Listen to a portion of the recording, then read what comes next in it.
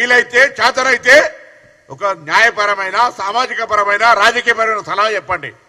దీన్ని ఏ విధంగా అధిగమిస్తాం? నేను ఆ రోజు చెప్పిన, ఒకవేళ ఎవరైనా రాజకీయ పార్టీ, అది టీఆర్ఎస్ బీజేపీ, ఈ రిజర్వేషన్ల ప్రక్రియలో ఎక్కడైనా అడ్డం పడితే, ఆనాడు తెలంగాణ ఉద్యమంలో ఒక్కొక్కరికి ఎటువంటి పరిస్థితి జరిగిందో ఇవాళ తెలంగాణలో ఉన్నటువంటి బలహీన వర్గాలంతా ఒక వేదిక మీదకి వచ్చి ఐక్యంగా ఇచ్చి ఈ ప్రభుత్వం ఇచ్చిన రిజర్వేషన్ ఒక గిఫ్ట్ను, ఆ అవకాశాన్ని ఎటువంటి పరిస్థితుల్లో జారిపోకుండా కాపాడుకునే బాధ్యత తెలంగాణ రాష్ట్ర బీసీ నాయకులది, బీసీ మేధావులది, బీసీలకు సంబంధించినటువంటి అన్ని రాజకీయ పార్టీల్లో ఉన్నటువంటి వ్యక్తులది.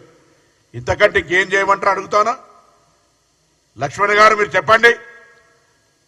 మేము రావడానికి సిద్ధంగా ఉన్నాం. ఢిల్లీకి వచ్చి ప్రభుత్వం పంపిన ప్రతిపాదన గవర్నర్ గారి దగ్గర, రాష్ట్రపతి దగ్గరన్నది, దాన్ని ఆమోదింపజేయండి. లేదా ఇక్కడ మేము చేసినటువంటి పద్ధతి న్యాయపరమైన పద్ధతి, ఎవరో మాట్లాడుతూ ఆర్డినెన్స్ దేని కొరకు తీస్తున్నాం? ఆర్డినెన్స్ దేని కొరకు ఇవ్వాలా? మీరు ఒకవేళ అంటే గవర్నర్ గారిని కూడా ఇన్ఫ్లుయెన్స్ చేసే విధంగా ఆమోదిస్తారా అని అనుమానపడే విధంగా మాట్లాడుతుంటే ఏమర్థం చేసుకోవాలి తెలంగాణ ప్రజలు? శాసనసభ రన్నింగ్ లేనప్పుడు ప్రభుత్వాలకు కేబినెట్ హక్కు ఉంది ఆర్డినెన్స్ తెచ్చేది. ఆర్డినెన్స్ కు రాష్ట్రపతి గారి దగ్గర ఉన్న బిల్లుకు సంబంధం లేదు. దయచేసి తెలంగాణ ప్రజలు, మీడియా ప్రజలు కూడా దయచేసి కావలసుకొని దాన్ని రాజకీయం చేసి డిఫరెంట్ మోడ్ ఆఫ్ డిస్కషన్ చేయడానికి ప్రయత్నం చేస్తున్నటువంటి బీజేపీ, ముందు నుంచి బీజేపీ మనస్తత్వమే Mandal counter Kamandal, backward class chief minister announcement, BJP అధ్యక్షుడు ఇంకొక పార్టీ, ఇంకొక వ్యక్తి, వాళ్ళ విధానం అది, వాళ్ళ సిద్ధాంతం. కానీ Congress party BC SC ST మైనార్టీల ఛాంపియన్, సామాజిక న్యాయానికి single care of address Congress party. ఇలా మేము చేస్తున్నటువంటిది 2018 పంచాయతీరాజ్ యాక్టులో ఆనాటి కోర్టు తీర్పులకు అనుగుణంగా అవును సీలింగ్ 50% ఉంది. రేపు మేము 42% అమలు చేయాలంటే దాటిపోతున్న సందర్భంలో ఆ క్లాస్ తీసేసినాం. దానితో న్యాయపరంగా ఏం చిక్కులు వస్తాయని వీళ్ళే ముందు ఊహించి, ఎందుకు వస్తాయి? మీ పార్టీలో న్యాయస్థానం లేచి దీన్ని సతాయించదలుచుకున్నారా? ఇప్పటికే మీరు బీజేపీ టీఆర్ఎస్ పార్టీలు రెండొకటే, ఢిల్లీలో చూస్తే గలీలోకి వస్తే ఇద్దరు వాయిస్ ఒకటే. చూడండి, ఏం మాట్లాడినా మళ్ళీ ఇద్దరు కలిసి దొంగ దొంగ అన్నట్టుగా ఇద్దరు కూడా కలిసి కాంగ్రెస్ పార్టీని సిద్ధాంతపరంగా వ్యతిరేకించడానికి బీసీలకు చేస్తున్న న్యాయాన్ని అనుమానాస్పదంగా ఒక చిత్రీకరించే ప్రయత్నంలో మీరే న్యాయపరమైన చిక్కులు తెచ్చే విధంగా పార్టీనే ఆనాడు మండల్లో కమండలు ఎట్లా అన్నారో ఇప్పుడు లీగల్ ఇష్యూస్ తెచ్చే ప్రయత్నం చేస్తున్నా. అట్లా మీరు చేయనట్టయితే బరాబర్ తెలంగాణ 42% రిజర్వేషన్ తో ముందుకు పోతుంది. ఈ తెలంగాణలో స్థానిక సంస్థలలో 42% ప్రజాప్రతినిధులు పెరుగుతారు. మీకు ఇష్టం లేకపోతే ఇటువంటి మాటలు బయటకు వస్తా ఉన్నాయి. ఇష్టం ఉంటే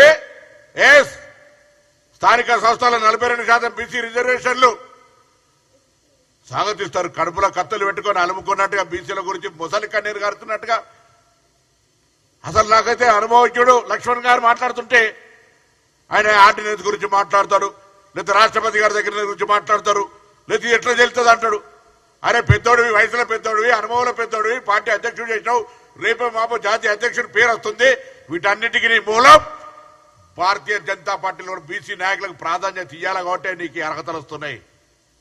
అది మర్చిపోయి ఇలా బీసీలకు అన్యాయం జరగటానికి పార్టీ పరంగా నీకు ఒకవేళ పెద్దలు నువ్వు తెలంగాణలో కాంగ్రెస్ పార్టీ తెస్తున్నదాన్ని వ్యతిరేకించు, నీకు ఆల్ ఇండియా ప్రెసిడెంట్ ఇస్తామని చెప్తే కూడా దయచేసి పోకన్నా.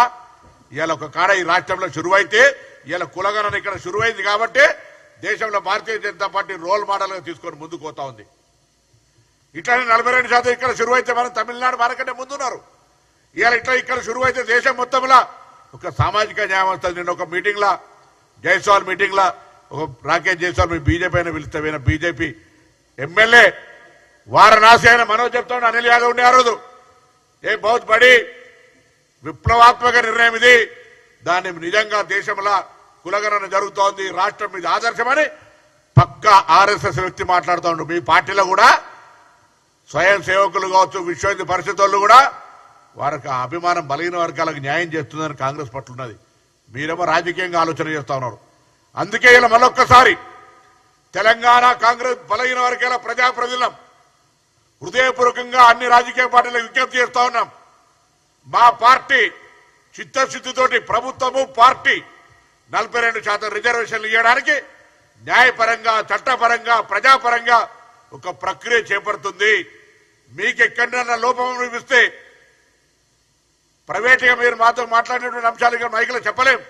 మీరు చేసుకుంటా పొమ్మనేటువంటి ఆలోచనతో ఒక బలహీన వర్గాలుగా జరిగినటువంటి అంశాలకు సంబంధించి కానీ ఇవాళ ఈ ప్రక్రియ తెలంగాణ సమాజానికి ఒక దిక్సూచి మార్పుకు శ్రీకారం చుడుతూ ఉంది. అందుకే దయచేసి ఎవరైనా ఆలోచన డిఫరెంట్ ఉంటే మీకేదైనా డౌట్ ఉంటే తెలంగాణ రాష్ట్ర బీసీ వెల్ఫేర్ మినిస్టర్ గా I'm ready to clear with my officer or నా సహచార మంత్రులతో కలిపి. కానీ అనవసరంగా దీన్ని కాళ్ళలో కట్టబెట్టి ఈ ప్రక్రియను మీరే ప్రోత్సహించి రెచ్చగొట్టి న్యాయపరమైన చిక్కులు తెచ్చేటువంటి అరే సొంతంగా అనేక డాక్యుమెంట్స్ ఉంటే కూడా కోర్టుకు పోతే అప్పుడప్పుడు ఇంజక్షన్ ఆర్డర్ చేయిస్తారు. ఇలా మీరు అటువంటి దురాలోచన పెట్టుకోకండి, దుర్బుద్ధి మానండి. ఇలా ఈ ఆషాఢ మాస బోనాలు అమ్మవారిని అదే కోరుతున్నాం.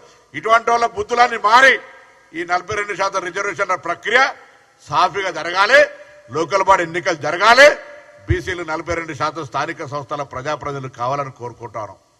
కాబట్టి దయచేసి భారతీయ జనతా పార్టీలో ఉన్నటువంటి మంత్రులు పార్లమెంట్ సభ్యులు